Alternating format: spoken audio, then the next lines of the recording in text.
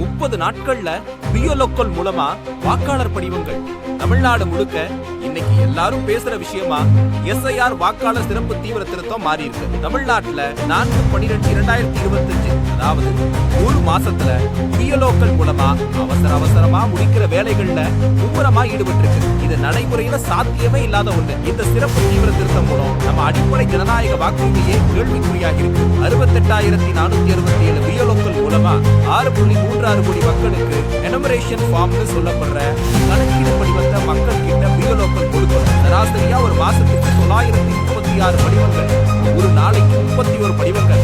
இதுல பல நடைமுறை சிக்கல்களும் குழப்பங்களும் நிலவும். இந்த படிவத்தை நிரப்பாதவங்க வாக்காளர் பட்டியலில் இருந்து நீக்கப்படுவாங்க. இந்த ஒரு மாசம் வடகிழக்கு பருவமழை காலம். அரசு ஊழியர்கள் பியோலோக்கள் வெள்ள பாதிப்பு பணிகள்ல ஈடுபடுவாங்க. போதாக்குறைக்கு ஏகப்பட்ட படிவங்கள் இல்லது குற்றச்சாட்டு முன்வைக்கப்படும். பியோலோக்களா அதிகமா ஆசிரியர்களும் அங்கன்வாடி பணியாளர்களும் பணியமர்த்தப்படுறாங்க. அவங்களோட வேலையும் பாதிக்கப்படுது. சரிவர படிவத்தை கொடுக்க முடியாத நிலை ஏற்படுது. இது இல்லாம கிறிஸ்துமஸ், பொங்கல், பண்டிகை நாட்களும் விவசாய அறுவடை காலமும் தொடர்ந்து வருது. மக்கள் மத்தியிலையும் எஸ்ஐஆர் குறித்த போதுமான விழிப்புணர்வு இல்லை. படிவத்தை கொடுக்க ஒரு நாள், வாங்க ஒரு நாள், அதை பதிவேற்ற ஒரு நாள், தெளிவில்லாத சூழல் வேற.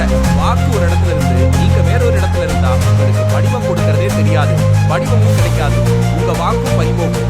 பீகார் தேர்தலையே ஆதாரையே சுப்ரீம் கோர்ட் உத்தரவுக்கு அப்புறமா தான் படிவத்துல இணைச்சாங்க. ஆன்லைன்ல பண்ணலாம்னா எபிக் கார்டோட மொபைல் எண்ணை கட்டாயம் இணைக்கணும்னு இருக்கு. இது மொபைல் இல்லாத கிராமப்புற மக்கள் அதிகம் பாதிக்கும். ரேஷன் கார்டு ஒரு ஆவணமா சேர்க்கப்படல.